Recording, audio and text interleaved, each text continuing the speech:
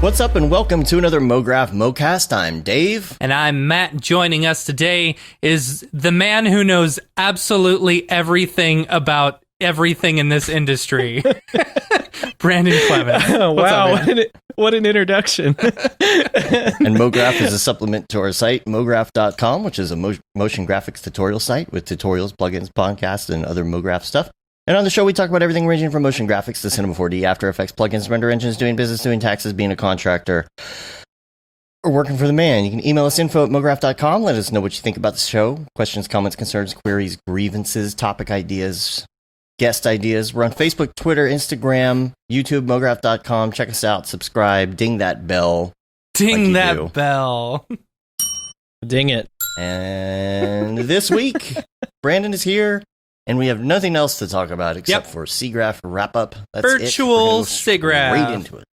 That's right. Virtual. That's right. There's a lot of cool stuff coming up. I'm sure that Unreal is going to be a giant topic of conversation in here as well. I'm curious if there's been any news from NVIDIA. I keep on seeing stuff on like Reddit and stuff where they're like, oh, here's the leaked 3080 and 3090 stuff. And I'm like... I don't believe any of that crap. Hourglass figure, you know. Yeah, it's an hourglass. Are you guys the prototype thing? Is it? Yeah, that's got weird. Like an hourglass on it. I don't know.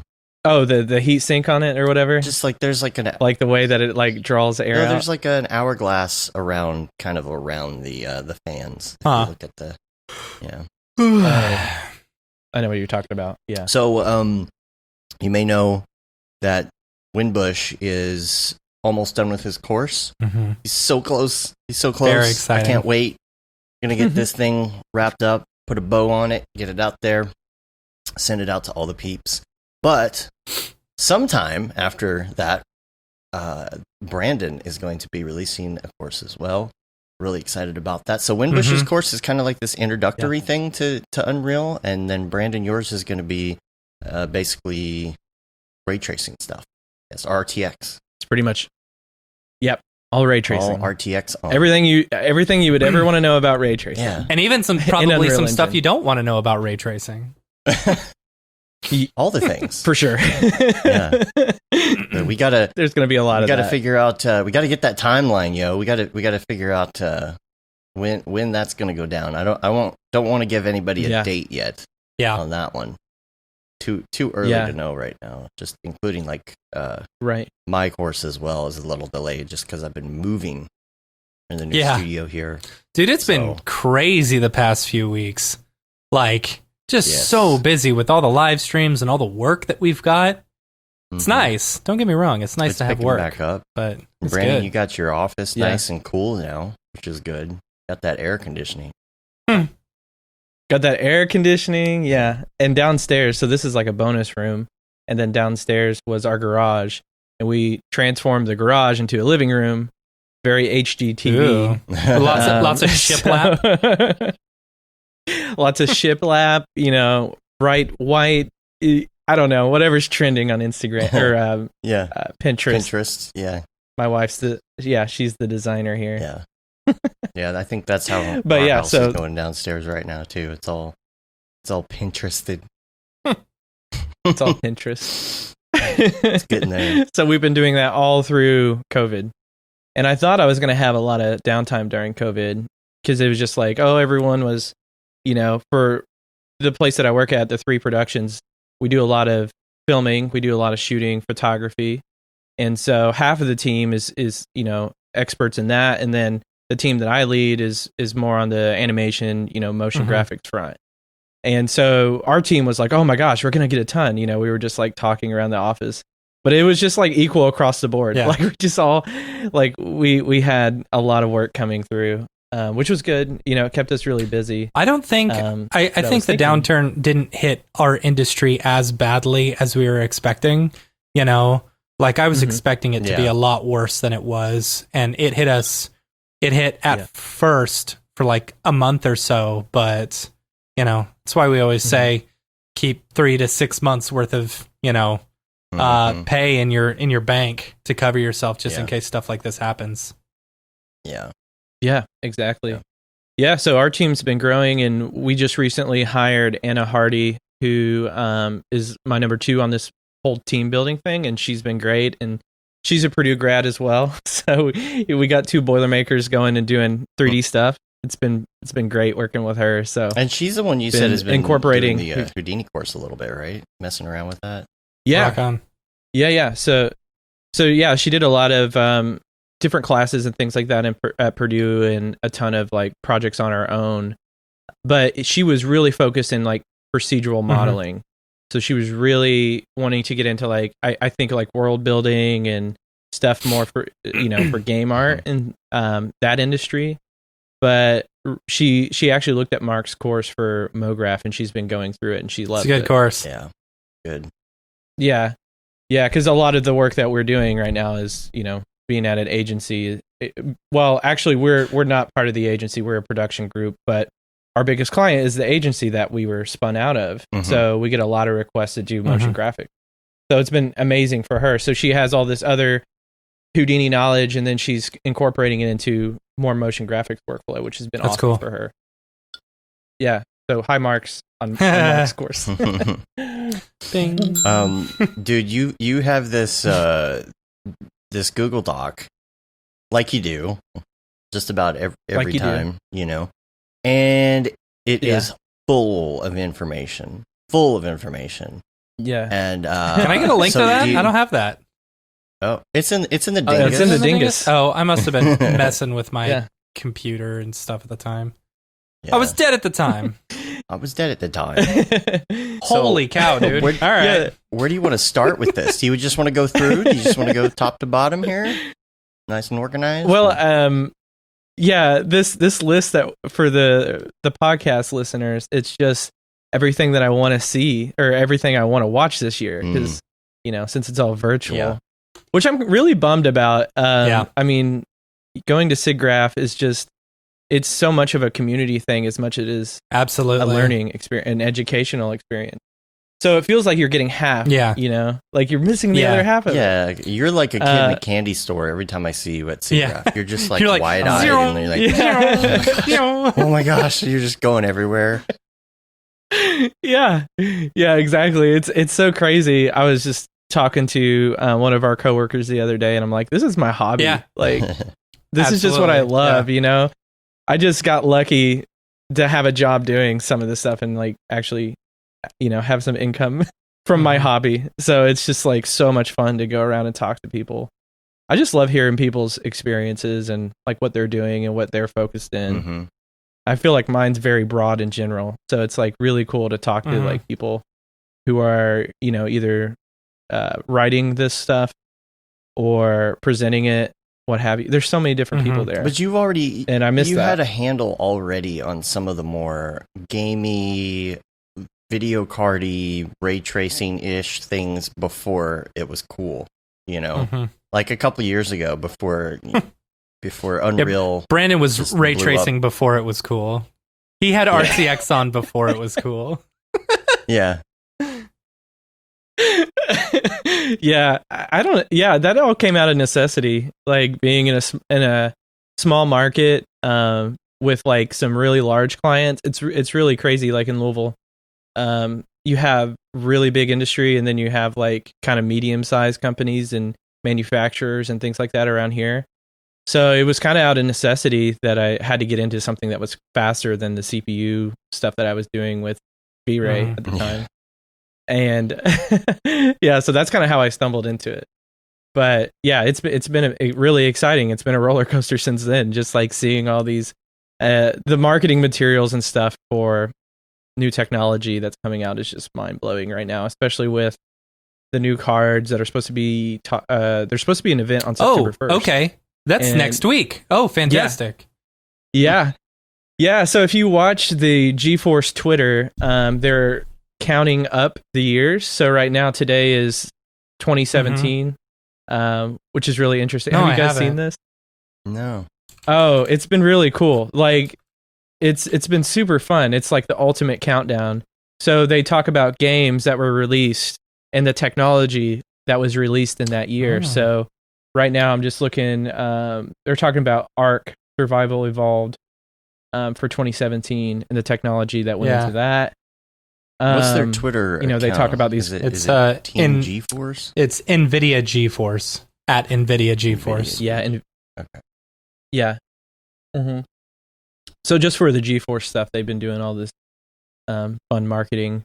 But if you count up to the days, which I was reading on Reddit and stuff like that they were going to be doing this. So it leads up to their event, and I think they're going to be announcing those cards. Probably, I would hope so. We've been holding off on buying anything new because we want to see these new cards. Right. You know, and there's been a couple of leaks, quote unquote leaks. You know, take those with a grain of salt, whatever. But they were saying like there's the 3070, there's going to be the 3080, and then there's going to be a 3090 with like 20 gigs of VRAM or 24 gigs of VRAM. Yeah.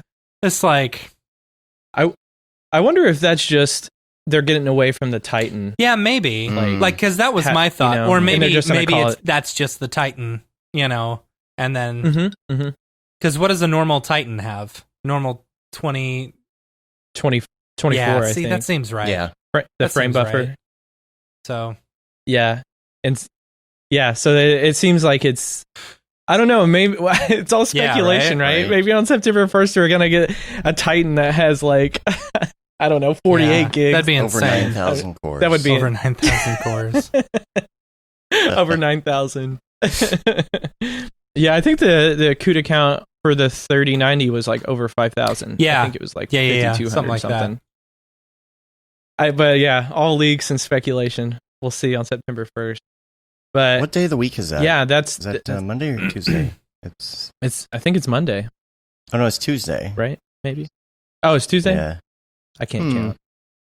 Yeah, Tuesday. It's gonna be a crazy Tuesday for me. Yeah. So we should be doing our you know, where we watch the presentations. Yeah, we hear them talk about Slack Kubernetes all the time. And the black leather jacket that what's his name wears. Kubernetes has become a nickname for my child because his name is Cooper. I call him Kubernetes. Kubernetes.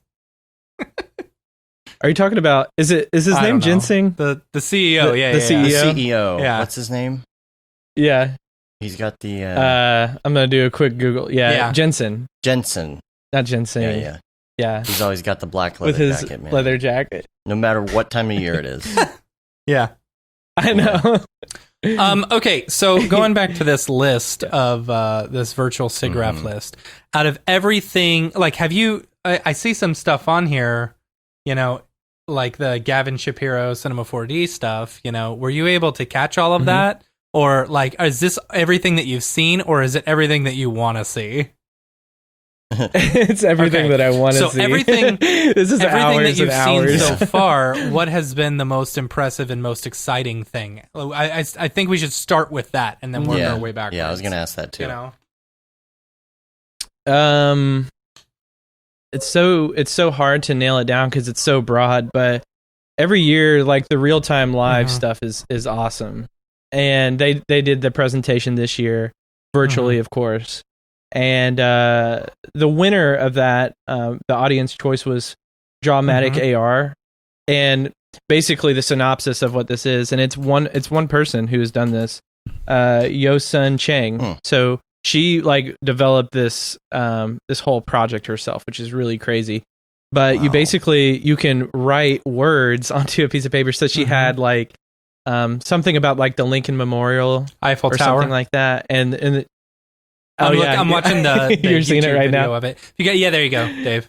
This is perfect. Yeah, thank you for bringing this up because it's just really interesting, and this could be applied to so many different things. Like, and I believe it's pulling the models from the Google Poly. Have you guys heard of that? So before? As she's writing down, it's pulling models based on what she has written, right? That's so cool. Yeah. Dang. Yeah. Where are the models? So it's like, I think it's called. Isn't it called like Google Poly something? It's like a repository for these low poly models. Like kind of like their SketchUp thing or something. Or is this something different? Yeah, it's called Google Poly. Poly. Yeah, you guys will have to check it out. There's all kinds of artwork on here, but I believe there's some software.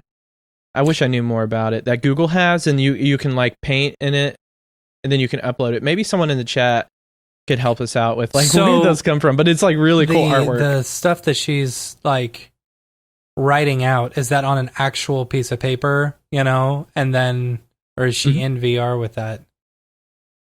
No, that's an actual. I think she has like. Oh, okay, yeah, okay. Yeah.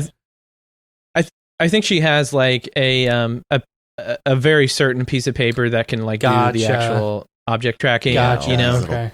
And then, but just a super cool idea, and having one person do that is just like a monumental task. Cool. She's even got some different worksheets that people can do and stuff, like handwriting practice and Mad Libs, and that's super neat. Yeah, I think that's super cool. I mean, your mind kind of goes crazy with like applications, of what you could do, especially for children, absolutely, for education, especially right now. It's great. Yeah, yes, it's very pertinent to 2020, isn't it? That's cool. Like being able to entertain yourself with schoolwork or something at home.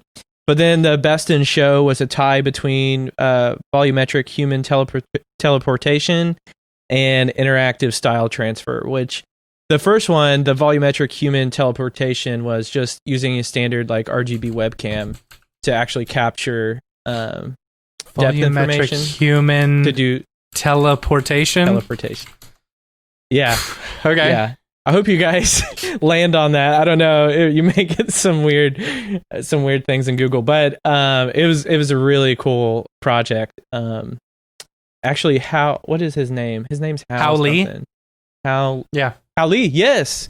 This guy, I don't know much about him, but every Siggraph, he's always involved in like research and papers, and the dude's a guru. He's just always behind like super cool tech. I think he participated with this technology. I don't know if this is his company or not, but his company actually had one that was really, really cool too. And that was, I think, could be wrong. Someone probably needs to look this up, but I think he did a lot of the Snapchat filters, like when Snapchat was a thing. I vaguely remember Snapchat being a not a thing volunteer. anymore. Yeah. It's TikTok now. I don't. Who knows? I don't use Snapchat, so who knows? But when I was a student volunteer, I was in on this session, and he was presenting for Snapchat, I believe, the technology he had made. Oh, this is really neat. I don't know. So, but here, Dave, I'll put this. So basically, I mean, it sounds the name for it sounds a lot cooler than I think what it is. But it's actually, so what it's doing is it's using some sort of camera in order to get, it takes video of a person, and then creates basically a 3D model, and then uses the texture of them, to create basically a 3D version of it. Yeah. Yeah. The crazy thing is that it can predict the other side of the person, which is so bizarre. Like, it's so crazy. And you can see in the example, he's like taking his jacket off, and it's like creating this mesh. Just wait till he gets to the other side, because then you can see what the input is and what the final output is. So a little bit later on. And he's just using a standard the Logitech 920. 920. Wow. Yeah, just a Logitech 920 webcam. I didn't know if that was like a Kinect or something. So, and that's all just all just software. It's not using a depth field. See, look at that. So the input and then your segmentation. That's pretty killer right there. Yeah, that is incredible. So think about the applications for this, of just like being able to capture a performance or whatever, and then being able to bring it into whatever environment. That's what's so interesting to me about volumetric filmmaking. I was lucky to work on a project was it 2018 in February for Fashion Week with Ellie Zananiri and Elliot Mitchell. We did a Unity project where we captured some celebs and made this short film for Tom York, and it was all volumetric capturing. And I mean, it's so interesting, and I think it's like the something that people don't really think about as like a new technology that we could be using. Wow. Next year. Okay, you look at this right now, and like you would think, you think, okay, that's not that impressive, but that's incredibly impressive that they're changing the light and it's not adjusting like it looks like that's a normal map or something like that, or a depth map or something. It's not messing with it at all, which is crazy. Yeah. And then it's like streaming it into the iPad. I just see social, networks or social applications for this type of technology just to share with your friends, just to do funny stuff. Like instead of TikTok videos, I mean, like the new thing is going to be like pulling in a virtual backlot of all these different like video game scenes and then throwing your friend into it, and making funny videos just for like content creators in their quote unquote basement, doing this type of stuff. So, or the volumetric realistic, what was the Nintendo, or not the Nintendo, the old Nickelodeon show. It was like the, what was it? It was like a video game show where they would put the kids basically on a green screen. And then, you remember that show? Yeah. Nick Arcade. Yeah, I remember that. You could do Nick like Arcade. A realistic Nick Arcade now with these. Dave, you look so confused. You don't remember Nick Arcade? No. Oh. No. Nick Arcade is awesome. I never really watched much cable growing up. See, that's the problem. You're missing out. Yeah. I mean, there's so many applications for that being in advertising, like in the space that I'm at, right? So I say that, but like we're at a production company. Our largest client right now is definitely an agency. But could you imagine like being able to capture just sample data of people and then being able to just drop them into kitchens, laundry rooms, whatever product you're trying to sell, and using that for like social content of just like exporting that, it's just crazy to think about like the applications. That is cool. For it. That's super cool. Be on Facebook and get an advertisement that says, "This could be you," and it shows you like on the beach, right? And yep, exactly. Yeah, there's right. There's kind of a lot of this stuff I think is really, really going to accelerate when AR really becomes a thing. When AR glasses actually look good and are lightweight and affordable and all that, when the technology gets there. I still think it's a long way away. A long way away. The thing is, it's gonna start crappy, but there's gonna be some killer apps that start coming out, I think. The thing is, it's gonna be something where, like think about Facebook Hangout, or like, what are they called? What are the rooms on Facebook? Just the rooms, these Hangouts, these Zoom meetings and things like that, right? So imagine that, except you have AR on, you have your glasses on, and it's using that kind of volumetric deal to just bring people into your room. So you turn around and they're sitting in a chair with you or something. And that sounds ridiculous, but I think it's going to pretty quick. It's going to accelerate. Yeah, I think AR. So VR it's not a new thing. It's been around forever, forever. And so but it's taken up until now for it to get somewhere where it's actually, usable and easily usable, I think AR still has a long way to go before anyone's going to really buy into it. Like, if these glasses right here were able to do some AR stuff, awesome. But anything bigger than these, and these are chunky glasses. I enjoy myself some chunky glasses. If anything bigger than this, chunky, yeah. Anything bigger than this, and it's going to be, it's people won't want it, Yeah. Well, I mean, I had a friend who was looking for an Oculus Quest headset for like months. Like a lot of people don't talk about VR or like the entertainment value of AR just being VR for being at home, but the next Quest is very close to being launched. The next version of that. I've been hearing rumors about that. Yeah. I actually have some friends who are doing some marketing stuff for it right now. And one of the guys who, I don't know any insider information before I say this, but one of the guy who sat next to me at the 3 took a position at Facebook doing animations and stuff for their marketing. So he lives in San Fran right now. His name's Remington Markham. He's got a YouTube channel called Southern Shoddy. Yeah, and he does like Blender stuff. So if you guys are interested in Blender content, his YouTube channel is really good. But yeah, it's crazy. Like I think when this new Oculus Quest comes out, it's going to be another mad rush. I'm interested to see it. I've held off. Like Dave's been telling me not to get the Quest, but to get the Rift S or whatever. And I don't know. Like part of me is like, I don't know, holding off until the next one. I'd like to see what the next one is. Yeah. You know, I would like to be able to play all games possible. You know, not just have to not have to have a cable and stuff. You're always going to have the wireless one with less graphical capability. Even if it gets better, the desktop stuff is going to get better as well. Yeah. And I mean, I looked at direct comparisons. Yeah. Yeah, what is that? Now, which one is that? Your Vive? Is that the... This is the Pro. Yeah, Vive Pro I. Yeah. Yeah. So it's got eye tracking in it. I had the Go. Yeah, wow. This has eye tracking inside. And I had the Oculus Go. Oculus Go sucks. And then I pre-ordered the Oculus Quest. The Oculus sucks. Go. The best thing about the Oculus Go, other than it being portable, is like the sound was actually surprisingly good. Like, yeah. The sound was good. The commercials were even better, though. Did you ever see any of the commercials for the Oculus Go? They're just so funny. They're just like, you know, families sitting in a room and yeah. It's like, no, you can't do that stuff with the Oculus Go. If you want to get nauseous, get yourself an Oculus Go. Yeah. No parallax. Yeah. Right. Yeah.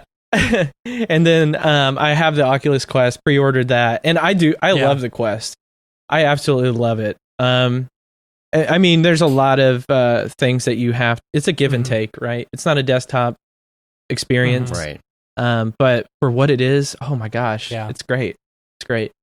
There's a lot of really good content on it too. The Vader Immortal stuff is really good for Star Wars freaks out there like me. I do enjoy the inside out tracking. You know, of not having to have to set up the sensors like you did on the original Rift. You know, like I don't really love having my sensors set up in my game room. You know, because it just, you know, they get in the way a little bit. And then if you want the full tracking, you've got to do more than 2 sensors and have extra USB extensions and all that. I had that for a while, but man, I gotta say, the inside out tracking on this new one is pretty dang solid. Yeah.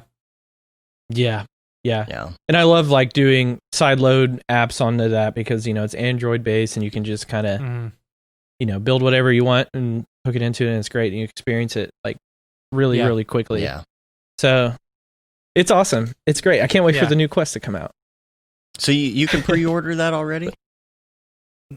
The new one? They haven't even announced it yet, right? No, No, they haven't even announced it yet. But something I didn't. But I mean, people are just so jazzed about it because of the Quest. The folks who do have the Quest are just like, when's the next iteration of this coming out? So I think Facebook has kind of listened to that, and I'm curious to see like what advancements this next one has. Because I would consider in terms getting of higher one, fidelity, but not as. But I would still have this one set up because you're. I mean, think about like Microsoft has said they might do VR for like Flight Simulator, right? That'd be insane. What kind of graphics power that takes. Yeah. Well, to throw a wrench in this, that you can get the Oculus Link cable, and you can do desktop I've VR. I've heard though that it's not all it's cracked up to be. Like weirdness with it sometimes, and I don't know. I actually don't have it, so I wish I could talk about it. I do have friends who have it, and they say it's great, but I think it really depends on like what cable that you buy. And there are some cheaper knockoff cables out there that aren't as fast as they should be. Is it fiber? I wish I knew the answer to that off the top of my Brandon. head. I just know it's super fast. I spoke you up at the beginning of the show. You know, you're supposed to know everything, dude. Everything. Yes, it's fiber. That's funny.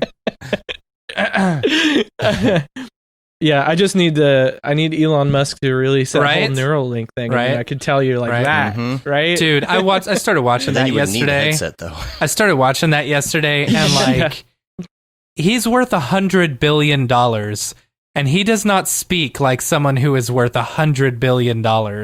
Like, he seems like a nervous high school kid presenting, something in a speech class. Like, oh, I know. I couldn't imagine trying to introduce the world to that technology, though. I would be inside my own head the entire speech. I'd be freaking out. It's like he doesn't. It's like he doesn't prepare at all. Like he thinks he knows so much about it that he's just gonna whatever, ad lib. Yeah. Have you ever seen him on Joe Rogan or? No. Very interesting. Yeah. I actually was watching a lot of Joe Rogan this week. I love his show because he has so many different characters on it, and the conversations are pretty interesting. They get real deep. But yeah,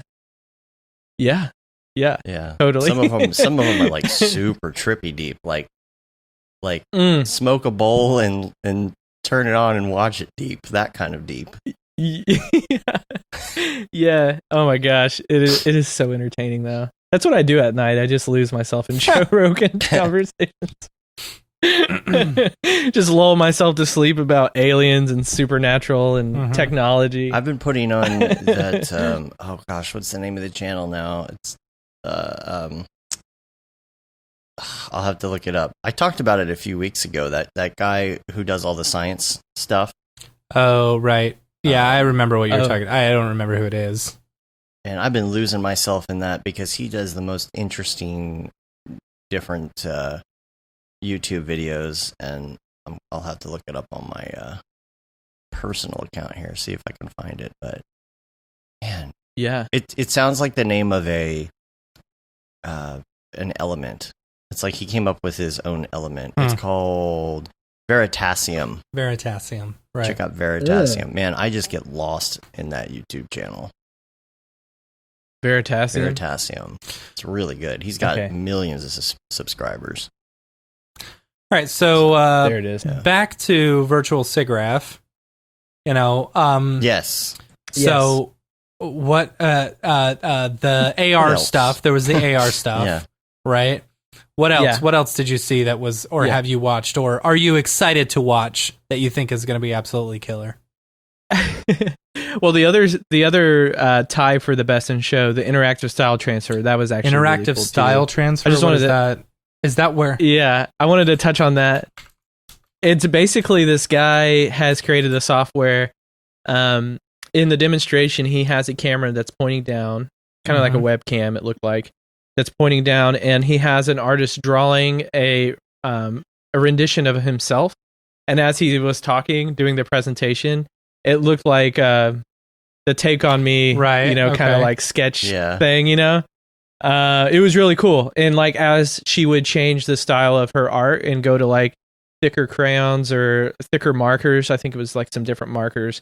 She added like stripes onto his shirt, and then the AI would take that information in and readjust the output. So his capture would then have like a striped shirt.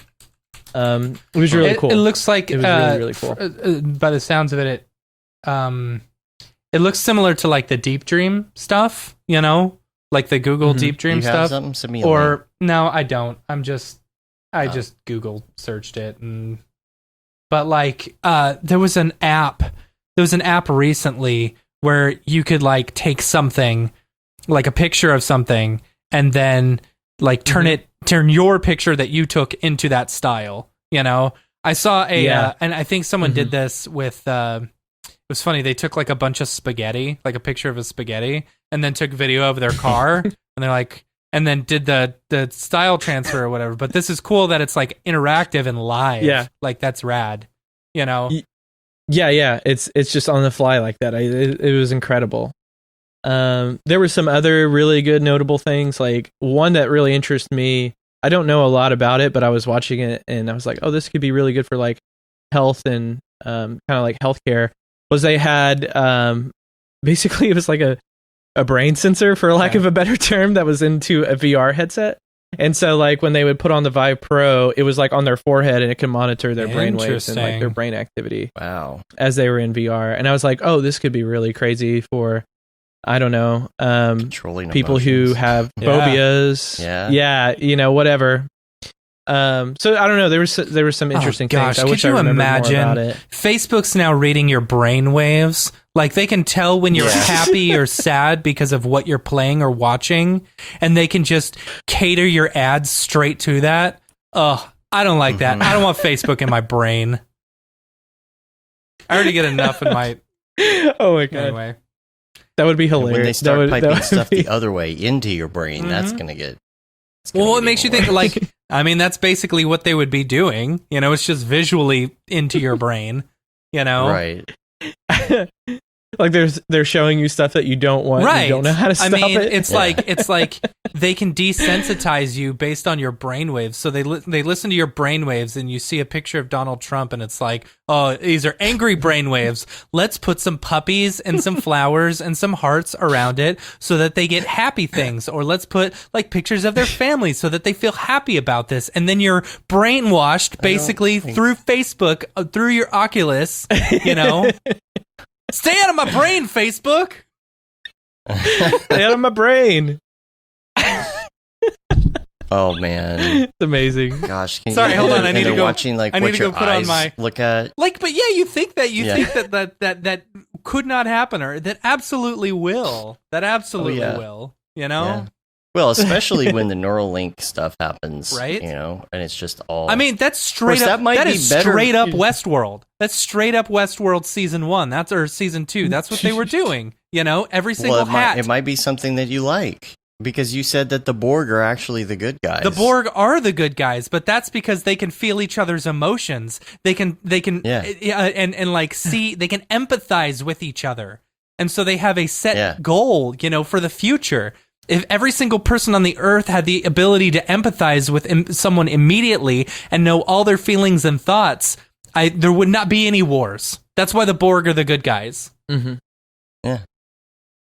We will be assimilated. Yeah. In the new order. Humans are the bad guys. Humans are the bad guys. We're the ones who just want to, you know, destroy. And, you know, there's some good people out there, but we're mostly bad. Matt, have you watched Picard yet?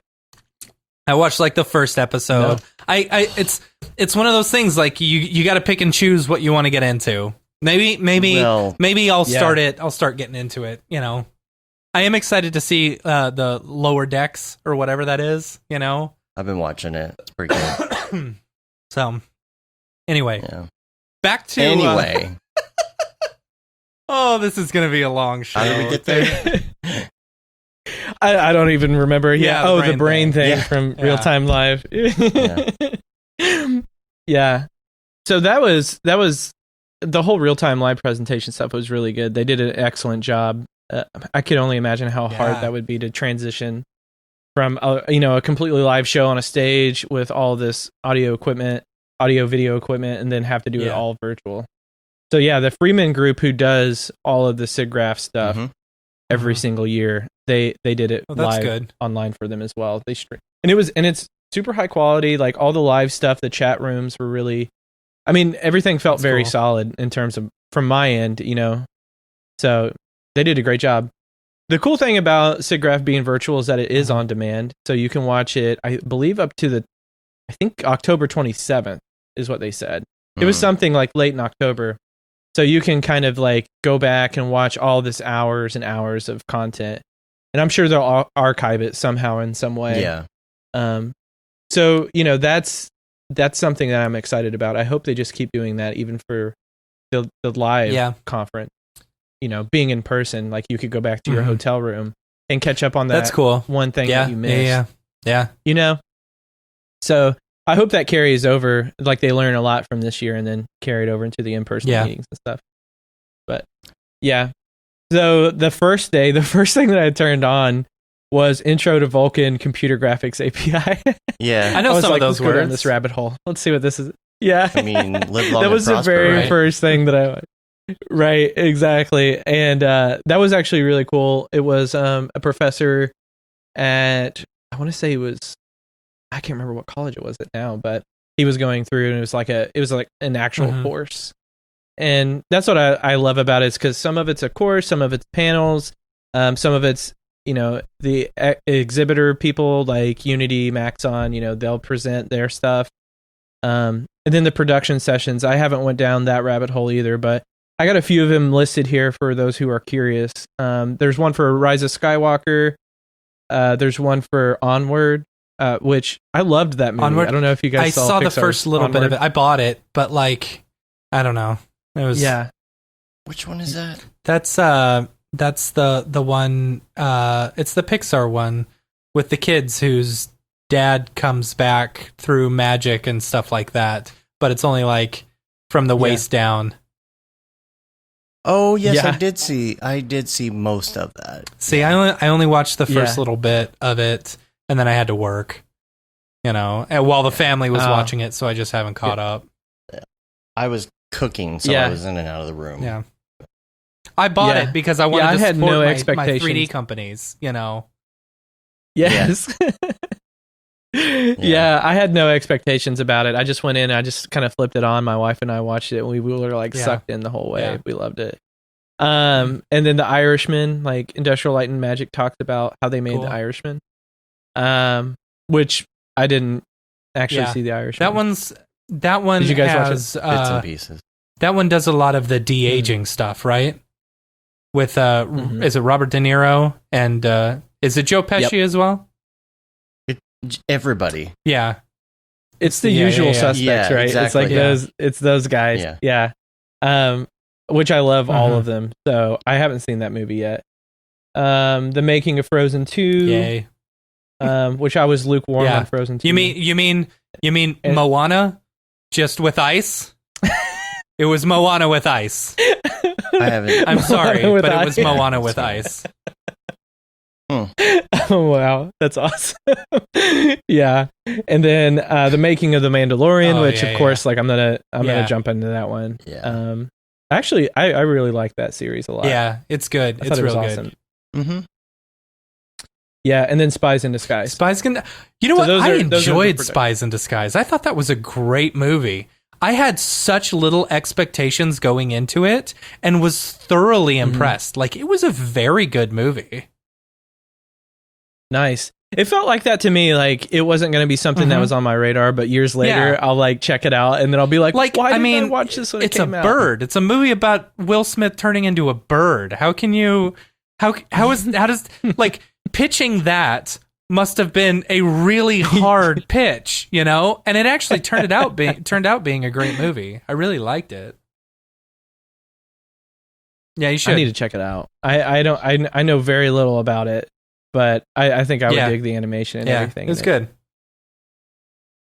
And then there are tons of exhibitor sessions, which usually these are the ones that you could walk around the exhibit hall, walk up to a booth, and see people presenting. There's a ton. One of them that I did watch was AI assisted artistry with Unity Art Engine, which I saw Art Engine come out or announce like that it's a thing a few weeks or months ago, and then Unity ended up buying it, so it's now part of that family. And so think basically Substance. Oh my gosh, why am I blanking? Alchemist, Substance Alchemist, to create art assets. So it's actually really, really cool. I was sitting through and watching it. So I love seeing software to help assist you to do things, and not that you would have to know every intricate detail of how to make something, but that generally you could create a lot with little knowledge and stuff. Yeah, so they were demonstrating like just taking pictures on your cell phone and then transforming that into tileable textures. Artomatics, Artomatics is the website that's talking about that. It's super cool. It's really good stuff. It's all nodal based too, so you can like save those files, go back later and make some changes. Let's see. I watched some of the 3D workflow, the bigger picture, which was presented by Intel. That one was actually really cool. It was just like an artist who, I think they used Cinema 4D, if I'm not mistaken, and they went through and did like a just a realistic rendered image. It was really cool just to see the process. And then I got a ton of things listed on here, like advanced CAD data preparation. Fun. Ooh, sounds saucy. Now that is the most exciting thing I've heard all day. Stuff that I deal with a lot, and I'm like, how can this help me? So a lot of this stuff, virtual and remote production panel. So that's presented by Microsoft.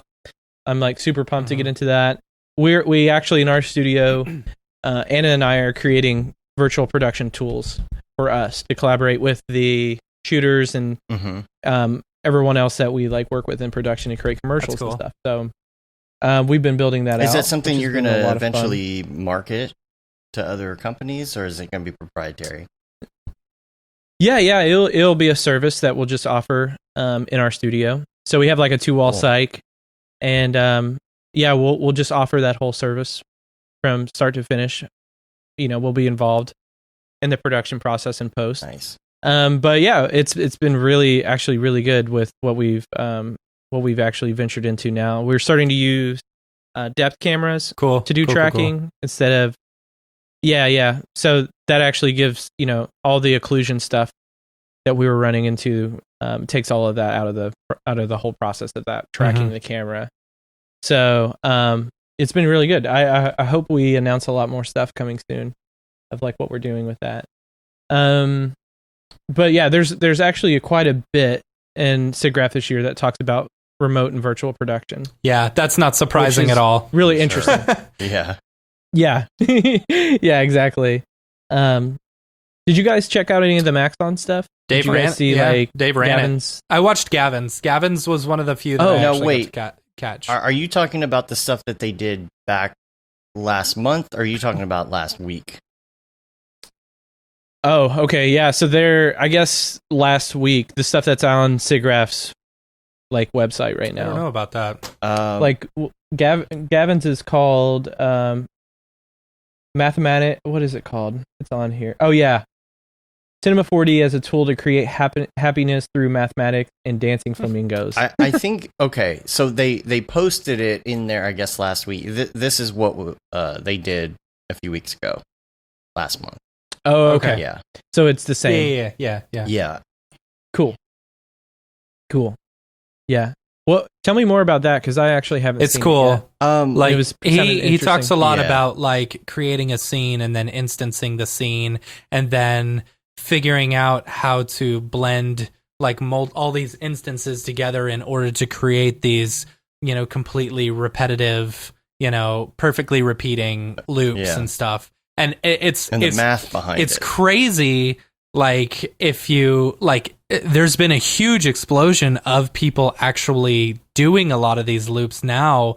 If you follow Gavin on Instagram, you'll see like some of his stories. He's reposting a bunch of people who have been using his tutorial. It's a very good one. It's probably one of the best. He just came out with a new one. Yeah, he did. I think he was collaborating with someone else. Anything that's got mathematics or like scripting or some kind of like problem solving, I'm all about it. So I'm gonna check that out. But and then there's a lot of ray tracing stuff too. So there's on the developer side, there's like how to use optics and ray tracing. And then there's ray tracing in Unreal Engine that was presented by NVIDIA. And that one was really good. I didn't realize that they had a full NVIDIA RTX branch of Unreal Engine.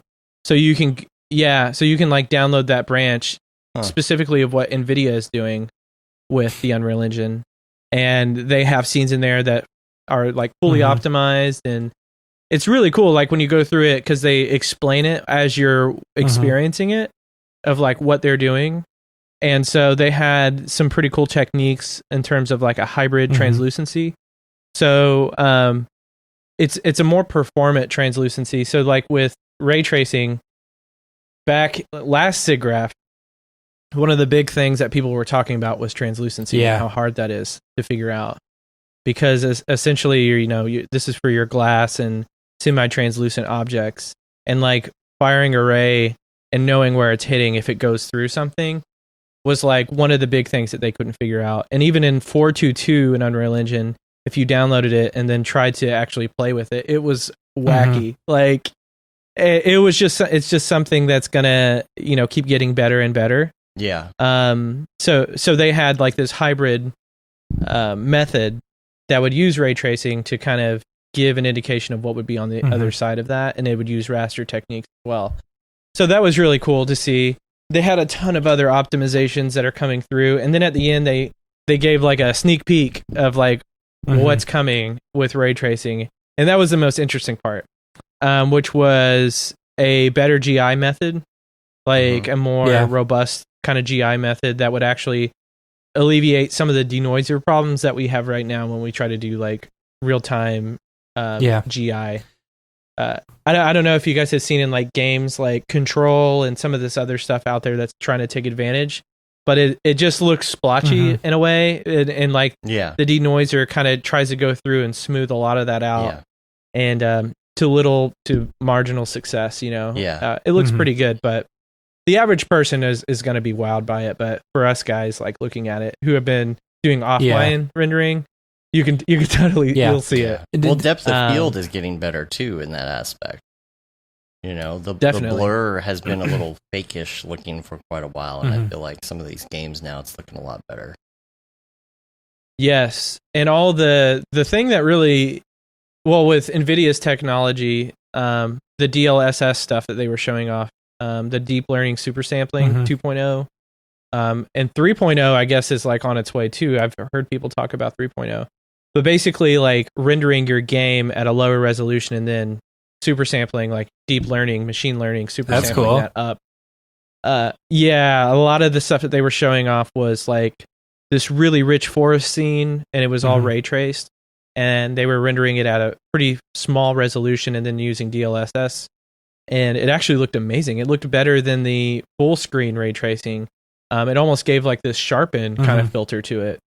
So it's interesting to see like how NVIDIA is going to play a big part in this whole ray tracing thing. And if they're just going to dominate, you know, like if you want really good high fidelity ray tracing, you have to use an NVIDIA card because of all this technology that they have that they're promoting and putting out. So that was really interesting. I'm actually going to download that branch of Unreal Engine and try to compile it and run it. Did they talk any more about Unreal 5? You know, the infinite amount of polygons.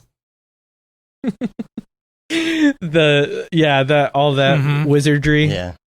I don't believe so. That was interesting that they just released that on that random day. It felt very out of nowhere. Yeah. That whole demo and everything, and they did have a follow-up video that went more in depth into what it is. I wonder if it was just basically an advertisement for the PS5.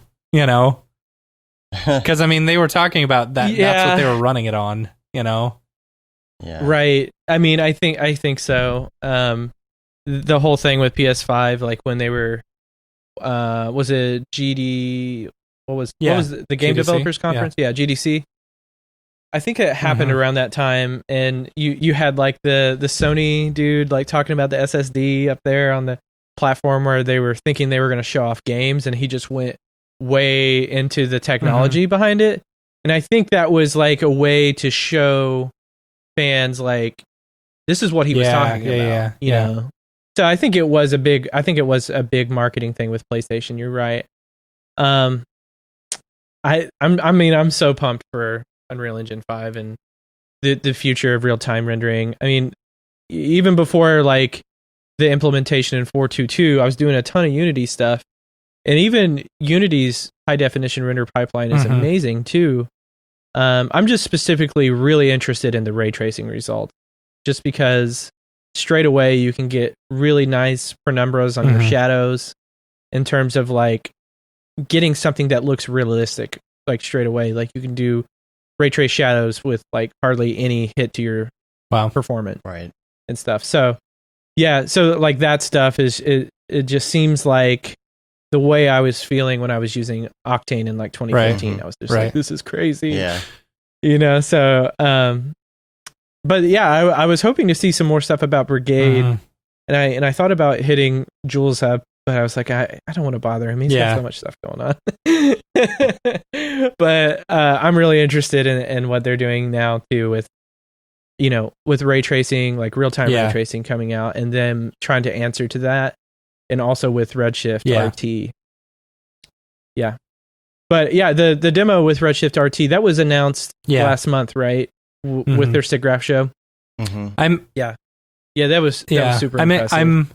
I'm more pumped for Brigade than I am Redshift RT. That's just me personally. You know, I can't. I want to get my hands on it so bad. You know. Yeah. Yeah. Any like specific details as to why, or is it I don't know. You know, this is just me personally. Well, Octane is just such a big part of our pipeline. It is, yeah. Right now, and I feel like I don't know. Watching some of the stuff that Brigade has, that Otoy's been teasing about Brigade, versus watching, I felt like that demo just wasn't. It wasn't as smooth as it should have been. You know. Yeah. Mm-hmm. I felt the same way. Honestly. So like, it felt a little too early to show something. Yeah, right. You know, I don't know. And with the, I don't feel like there's been a lot of advancements in Redshift lately.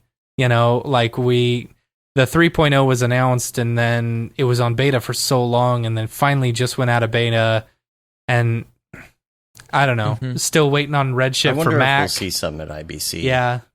You know, I don't know. It's at IBC. I feel like Octane's just they're really killing it right now. You know, the Brigade stuff that Jules has been previewing on Facebook is just killer. Yeah, it is just killer. Yeah. This everything that they release to me is always bonkers. I'm just like, what? Like how? Yeah. Yeah. How can I get my hands on it? How does it work?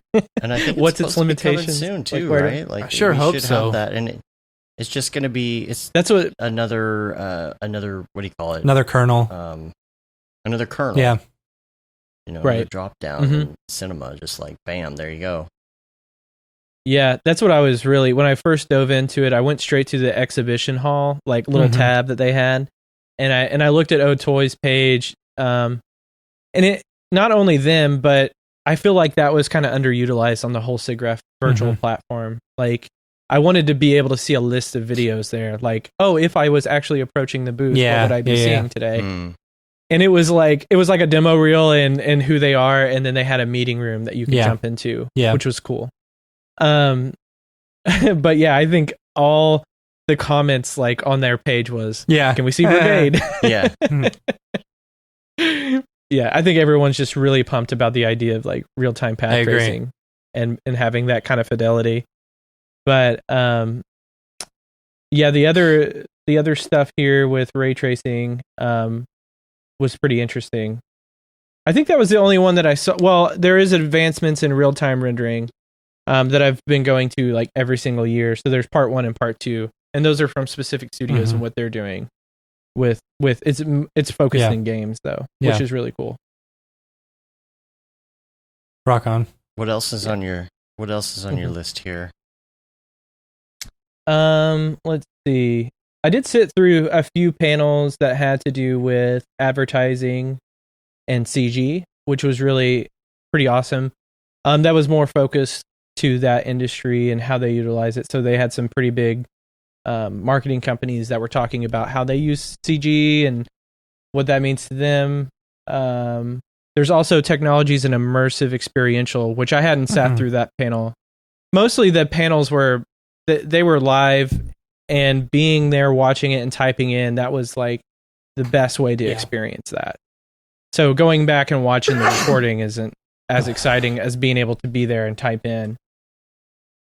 Yeah, and then there was just a ton of exhibitor stuff. The courses that one of them that I'm definitely going to watch is like fundamentals of color science, and then physically based shading in theory and practice. So the physically based shading stuff, that's a reoccurring talk or course that happens every single year. So you have like large players in the game talking about like where they're going and how that's working out. And then fundamentals of color science, just because I've had to deal with a lot of color stuff lately. I seem like I've had a lot of problems just kind of working with like ACES and not problems, but I just want a deeper understanding of some of the color science stuff. Yeah. I like ACES. And then there was... I like ACES. I do too. Yeah.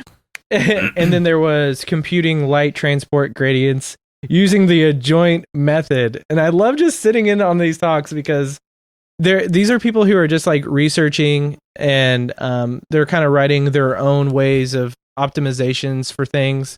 And this guy started going in and talking about how he was using like gradients to like optimize mathematical equations and stuff.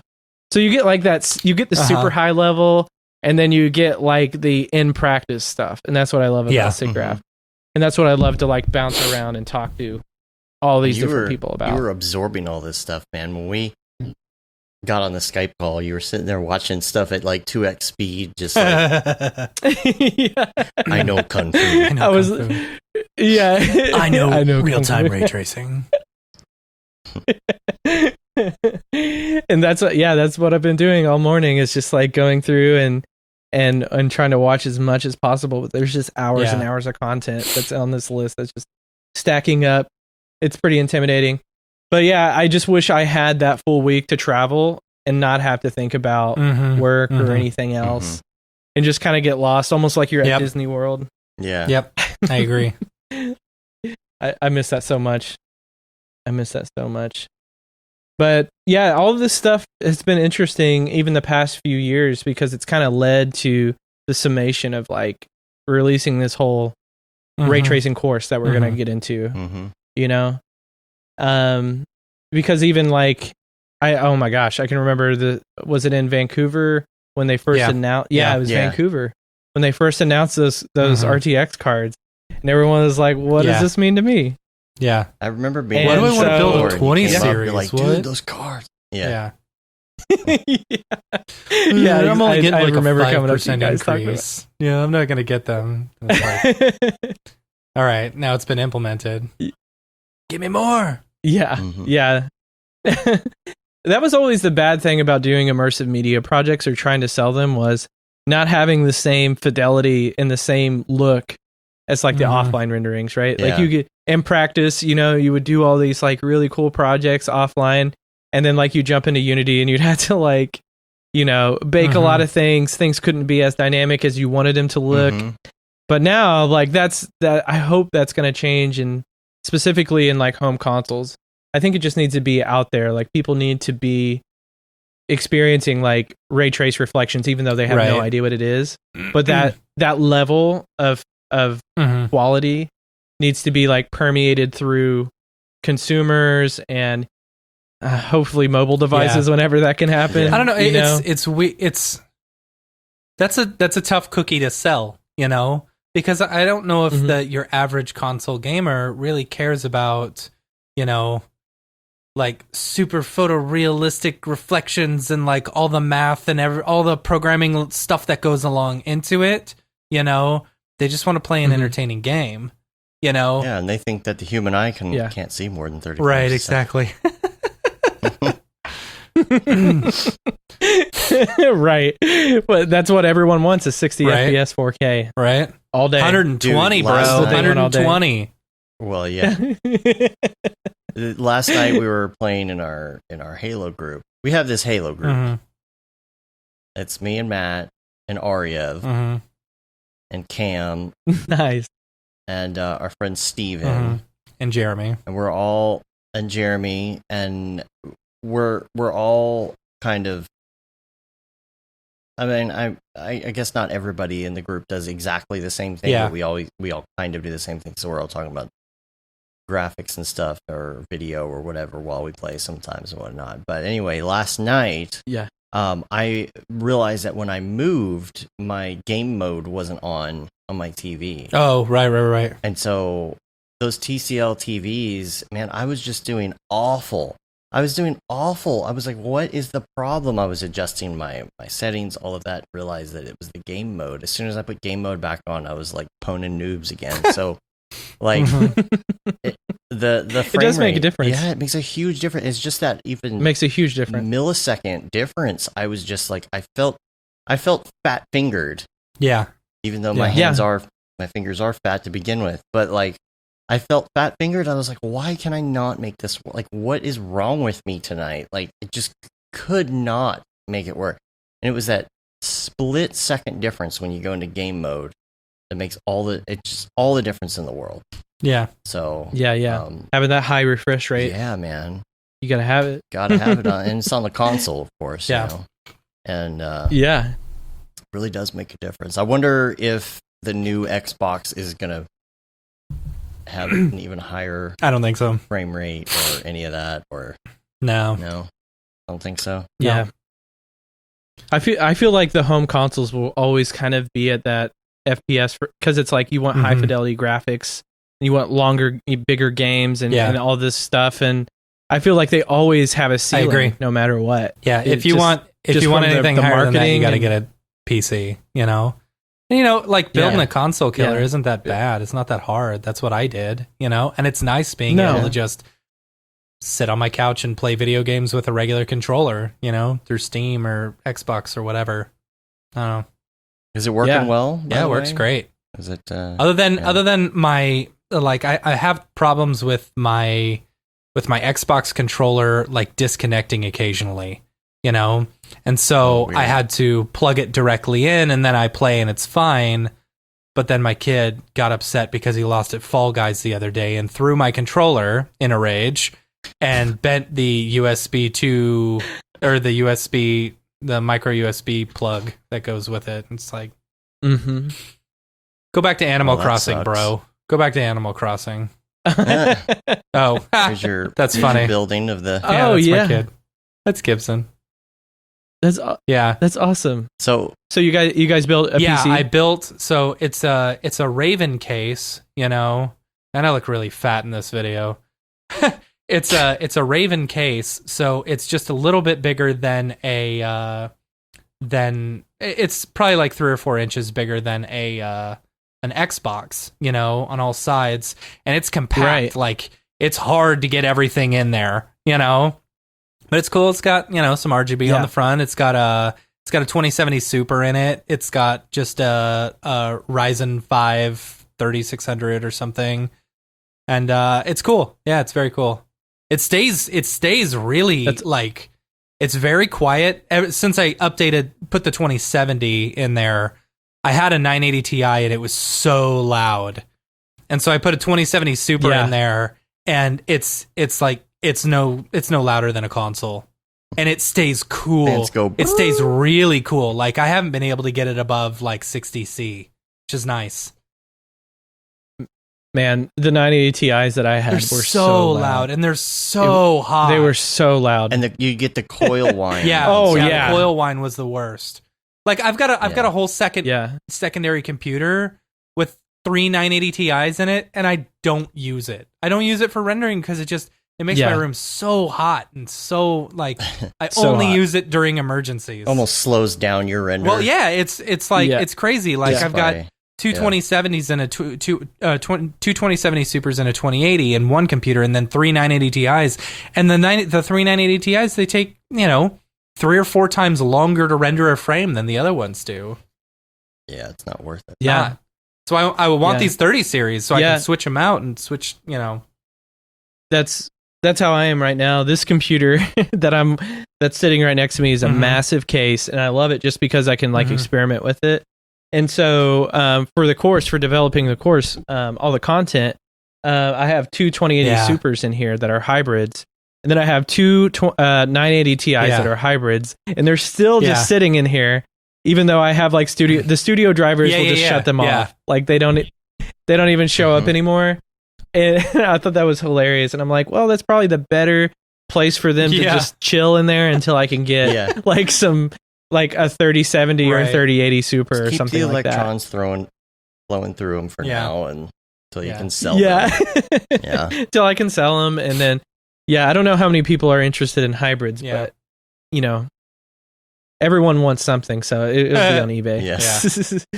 But I just want to be able to see, like, switching those to the primary source, like, what the difference is with Ampere and this current generation technology, just for the course, you know, because like we've talked about it, you know, that updating this is going to be essential, just because like when 4.26 comes out, every incremental release of Unreal Engine from 4.22 till now has been substantially a different experience creating ray tracing content. It's crazy how different it's been.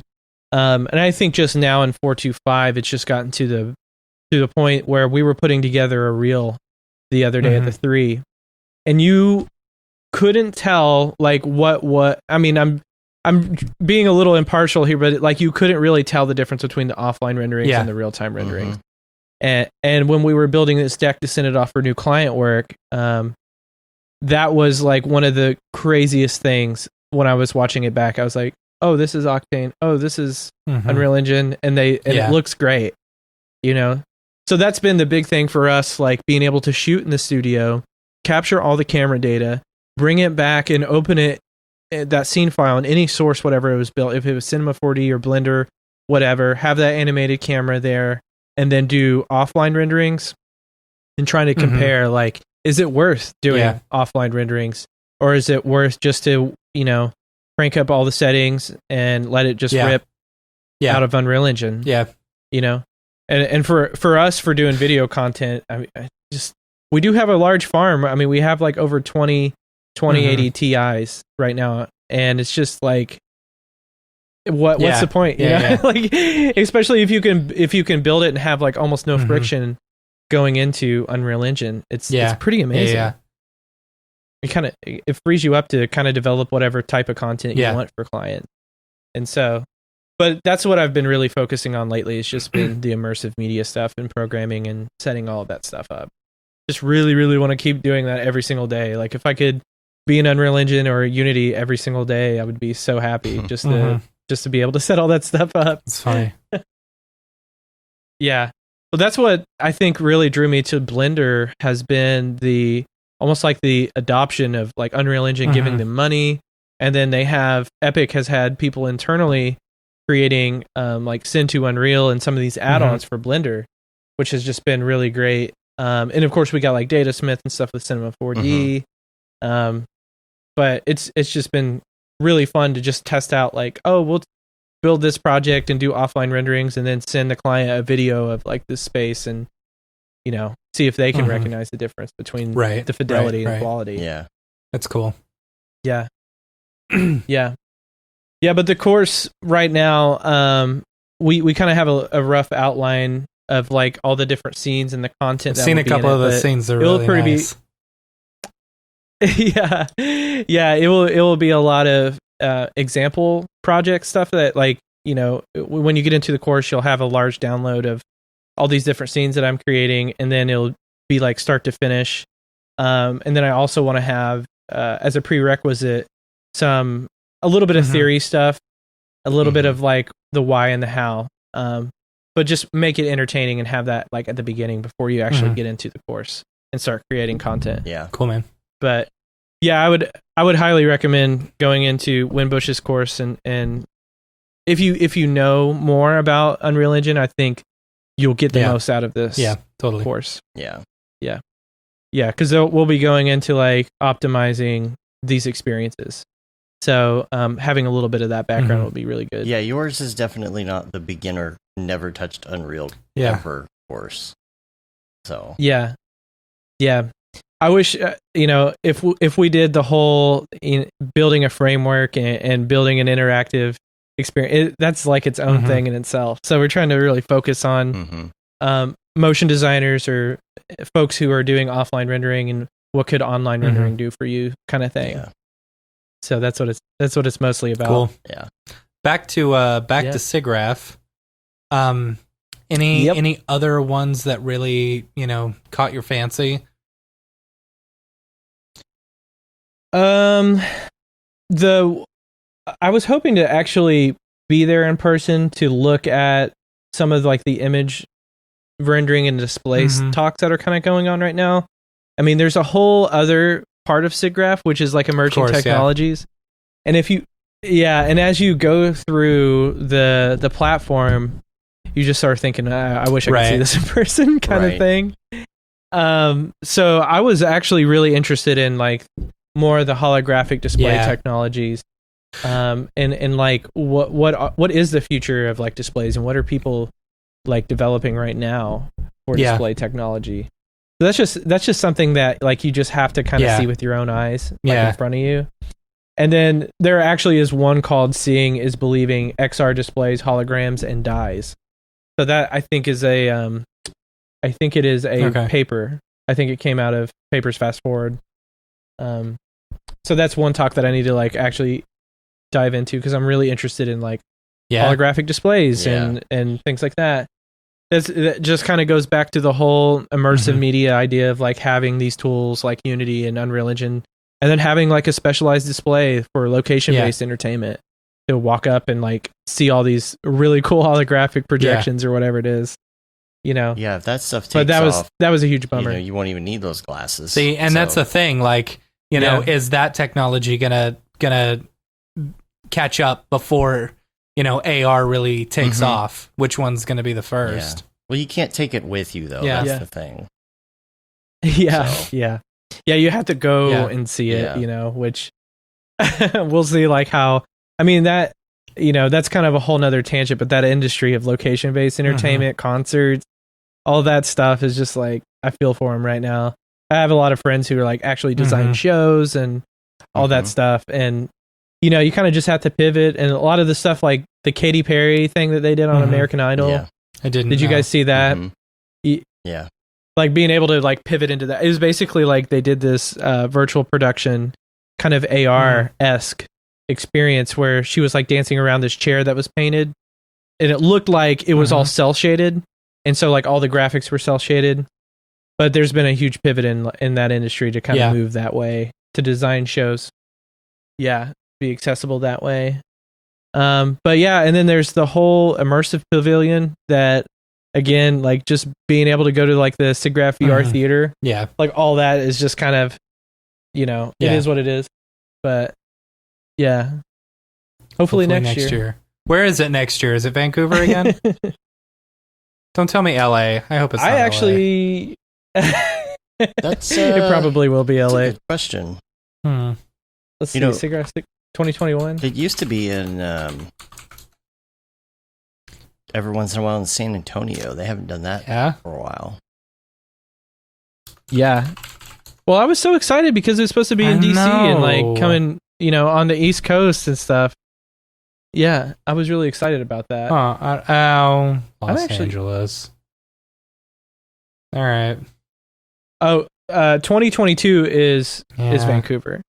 And actually the chair of 2022 is going to be my good friend Munu. We went to college together. And nice. Yeah, so she's going to be the chair. So that's going to be really exciting. I love the Vancouver. Vancouver's awesome. It's so great. It's and like it's just the people and like the area around the convention so center, beautiful, chill, relaxed, and then you got the LA Convention Center that's just surrounded by homeless people and tons of smog. LA is.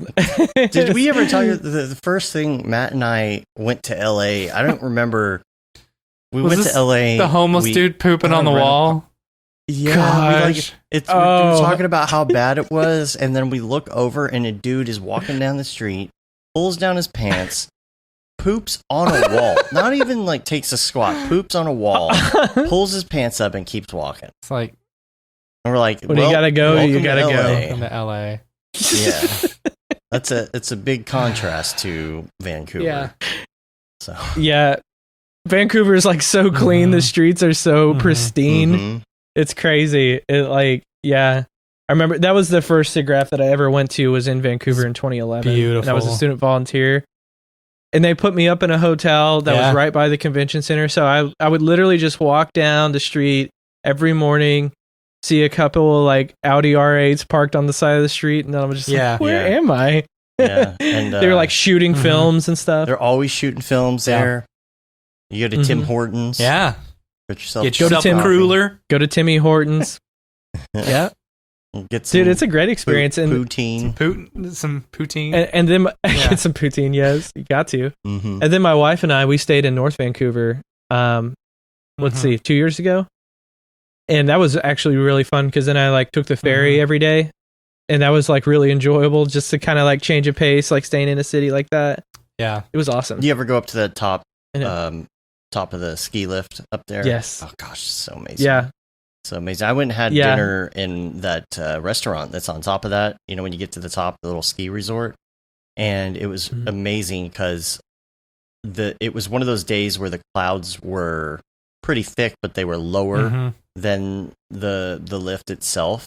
So sitting there, you were just in the restaurant, just looking at clouds. Yeah. It was like you were floating on the clouds, and then they would come So bizarre. move, and then you would see Vancouver way down there, and then they would come back. Yeah, we went and had dinner. Maxon It's took amazing. us to the rotating restaurant. Yeah. That was really fun. It was very expensive. Yeah. Yeah. I don't think they realized how expensive it was before we went. You know, whatchamacallit? David Brodeur, him and I were sitting across from each other. We're looking at the menu. I was like, dude, this is really expensive. I was like, does Maxon know how expensive this is? And he's like, he was joking around. He's like, do you have anything more expensive than this? I don't know. It was funny. I always feel bad on those trips because I'm like, I'll just get chicken or something. I'll have your most and then I'll expensive just drink. thing stuffed with your second most expensive. Yes, sir. Lobster stuffed with tacos. I never go for the most expensive. But I never go for the cheapest. I always go for mid tier. You know, like I feel like if someone's if someone's offering to pay for your dinner, you know, like unless you know they're like very poor, you know, it's like you know, I pay my MSA every year. You know, you could buy me a mid tier steak. It's okay, right? Thank you, Maxon customers, right? Yeah. Speaking of the MSA, was there last month? I can't believe I saw bits and pieces of the presentations, but was there anything that they talked about with R22, with like the release of R22 or what the date would be? R23. R23. Yeah. So the in between now the even numbers are going to be S's and the odd numbers are R's. Right. The S stands for subscription. Gotcha. So if you're on the subscription, you get that update. If not, you have to wait until the R versions with the new stuff that comes out with it. So the subscription comes out, it has new stuff, and then that new stuff rolls into the next full release. Plus, there's more features that come out with that at that time. I think it's weird that they still separate it with R and S, but whatever, you know. Right. Yeah. I'm glad they're kind of doing that because, you know, the S and the R confusion of like the same number. Right. I would make that right. all the Yeah. time. Yeah. But they're continuing with the with numbers, R23, you know. I don't know if there needs to be a separation between the R and the S. Whatever. It's just an easy way to say, do you have a subscription? Then you can't have the S version. You know? Yeah. Right. Yeah. I wonder if they'll ever go into the yearly release, like Cinema 4D 2021. I think they talked about that, but like this was this was the way that they came up with, you know, that would probably work best for them. I don't know. Yeah. Any announcements with R23? Was there? I don't think there was anything at the moment. No, I don't think they've done any announcements. Yeah, because usually the biggest thing was the new stuff. The new stuff that's super fast and Neutron. That's right. That was the big announcement. Was Neutron and showing it off. I don't know if that's going to be incorporated in R23 or not. Yeah, they didn't say. Yeah. They just said it was kind of emerging tech that they were showing off. Yeah, they're giving previews of what's to come, and it's there's a lot to it. One of the things built on it is this whole thing where you can open the hood, so to speak. Yeah, you know, people were calling it. What were they calling it? I don't know. Houdini for cinema. Cinema 4Dini. Yeah. Interesting. Yeah. So you could kind of like reroute data however you want it I guess to work. You can open things up and see the nodes underneath, which is great because you could use it or you could get and do it real simple, or you could get geeky with it. You know, which I think is the best way to go about it, instead of going the other way where it's like, oh, we're dumbing things down to get more like Cinema 4D users. mobile, It's like, right? yeah, Cinema 4D mobile. Cinema 4D mobile. Yeah. Oh my gosh, that's amazing. So is that Neutron? Is that what they're like? Is that the code name for it? That's Neutron. Yeah, and the viewport is going to be speedy like butter. Yeah. So That's funny. Is it still OpenGL or is No it something idea. new or? I don't know the answer to that. Come on, Brandon, you're supposed to know these I did. answers. Yeah. I know. Yeah. It's my MO to go in and dig, but there's been like so much stuff that's like coming out. It's been insane. Like it's a full-time job just to like keep up with on everything. the whole open source. Right. Yeah, exactly. It really is. And we've been doing a lot more Houdini stuff now that Anna's on. So like I've been getting into Vex and like doing all that stuff and trying to create like tools and stuff for us in Houdini. The joy of Vex. Really the joy of Vex, yeah. The joy of Vex. Yeah. Semicolons out of place. But that's most of what I'm running into is just like syntax stuff in Vex. But like seeing also with Blender, like on the other open source side of things, like what are they kind of doing? And they have something similar that's called everything nodes that it's kind of like, it sounds like what Neutron is gonna be. So it's basically you can grab data from anywhere and reroute it. Right now they have a like soft implementation of it. It was actually a solo developer. It's called animation nodes. So like you can download animation nodes right now and kind of play around with it. But that's the stuff that I'm very excited about, and it makes things so much easier in small teams, like having those type of tools around instead of digging through layers or how you're organizing things or whatever. It just makes that really difficult. Cool. Anything else? Have we hit on everything? I'm sure we didn't hit everything. Yeah, I'm sure there's not everything. Yeah. Where is there a place where you would recommend for people to go to check this stuff out if they really want to see everything on your list? You know, like where's the best place for me to go watch all these things? I'm wondering if the ACM Siggraph YouTube page is posting things. I should know the answer to that. I'm going to actually kind of bring it up on my side screen because I would hope that they would kind of take advantage of capturing some of this stuff and slowly like releasing some things. Oh, it looks like, they released the keynote, which is really cool. Or highlights at least, just. Yeah, there is some highlights on here. Yeah, they have Siggraph 2020 new technologies. They have just short kind of 1-2 minute videos. That's cool. Yeah. So that's ACM Siggraph that's on great. YouTube. Yeah. And then, having the whole lock and key behind the platform and paying for, I think we paid $500, I think, an attendee to kind of gain access to everything that you would really want access to. So anyone who wants to go to Siggraph, I would just recommend saving $500 and then, you can pretty much see everything that you would ever want to see at Siggraph. Yeah. So cool, man. Yeah. But yeah. It's been interesting seeing it virtual. I kudos to everyone who organized the conference. I couldn't imagine trying to take something that has been for years and years and years in-person meetings and job fairs and all these different things and trying to spin them into a virtual platform. I think they've done an amazing job.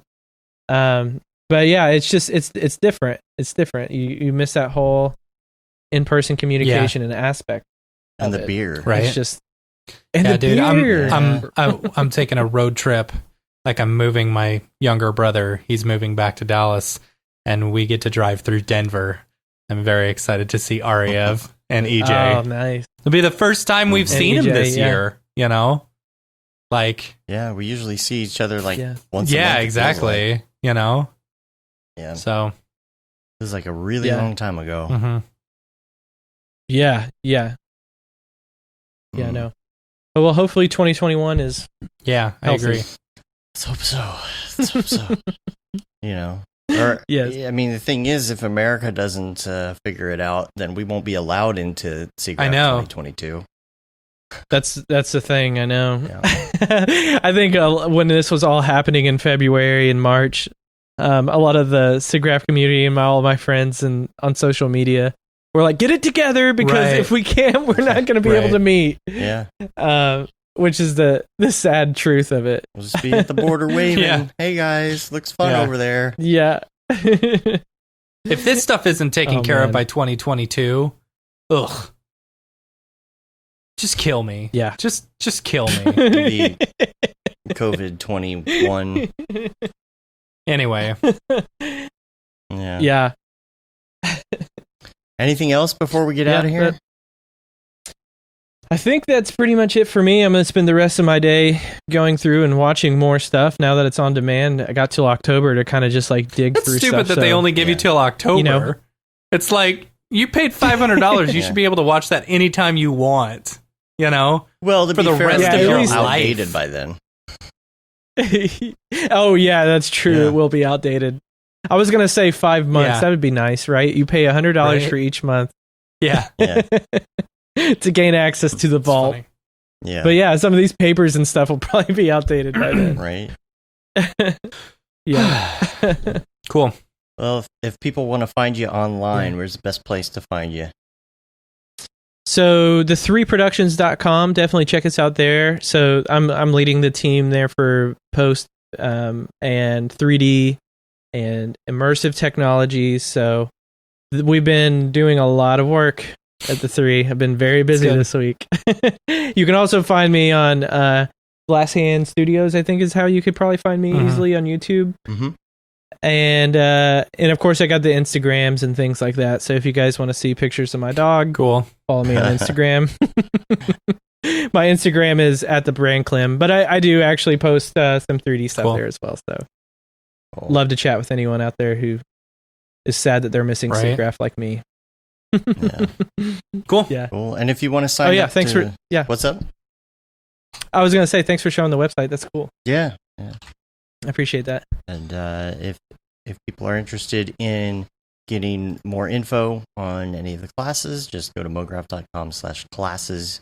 You can actually sign up on there. If you go to, right now we have a couple coming soon classes, but anything on there, if you just click get notified, you can get on the list to get notified specifically when courses are coming out. It's not the regular newsletter sign up, so make sure you check that out. And so we'll be sending more information out, like when Winbush's course comes out, we'll be sending information out about when your course is coming out. And when we get kind of into the thick of it, we'll probably put a little preview out and all of that stuff as well, so people get a taste. Get just a taste. That's how they get you. Yep. That's how we get you. Yep. Cool. Yeah. So, cool. Yeah. Well, thanks a lot. We really appreciate you joining us on a Saturday. Yeah, man. Taking a little time out and anytime. Yeah. Anytime. Love chatting with you folks. Cool. Yeah. Thanks to everyone tuning in as well. I actually didn't participate in the chat. Maybe next Sorry, there wasn't much. There wasn't totally much forgot in the about chat. It's Saturday. There wasn't much chat. I imagine people will hear it on the stream next week and have questions for you. Yeah. So, cool. Yeah, so we're going to get out of here. You can rate us on iTunes, leave a review. You can also subscribe on your podcatcher of choice. Helps get our ratings up. You can leave a little comment on there. Let people know what you think about the show. You can subscribe to our newsletter on the website as well. Say you've been there, done that, got the t-shirt with the Mograph logo tee, the Paul Babb Feel the Bab 2020 shirt, all the profits from that. Go to Doctors Without Borders, and then there's the Render Things t-shirt, hoodie, and long sleeve tee, and lastly, the That Render is Fire shirt, which you are only allowed to wear, ironically. Unless you're shams. We are on Facebook, Twitter, Instagram, YouTube, mograph.com. Check us out there. Subscribe to us. Get notifications when the show starts by ringing that bell. Oh my gosh. Ding! Mash that bell! Mash that bell! And that about wraps it up, though. Until next time, I'm Dave. I'm Matt. And I'm Brandon. Have a good one. Later, yo. See ya.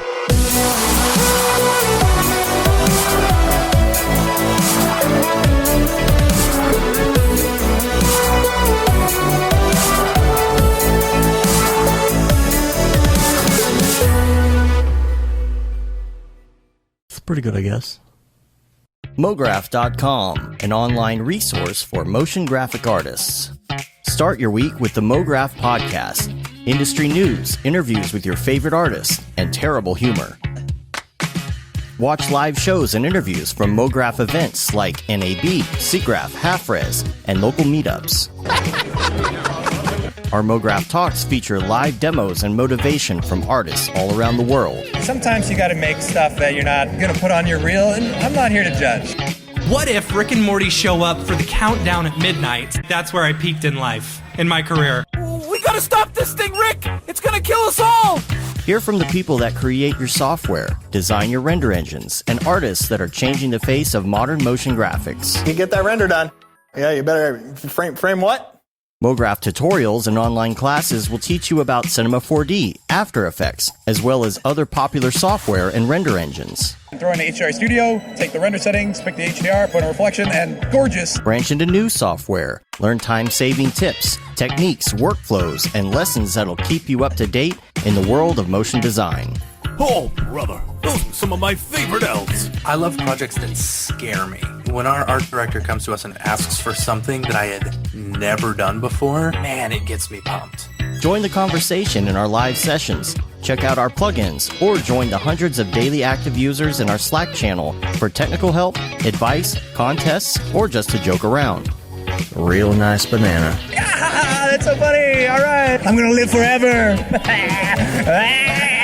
Subscribe today and get the latest updates on our YouTube and other social media channels. Take all your dreams and just do it! We don't care how you get here, folks. Just get here. Subscribe to Mograph.com.